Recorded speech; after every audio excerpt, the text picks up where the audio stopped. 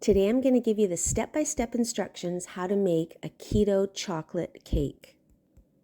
This is an 8-inch round cake that we're going to pour a chocolate ganache on. But this is a really basic recipe that you can just turn into an easy snack cake or a fancy layer cake. It's up to you. So let's get started.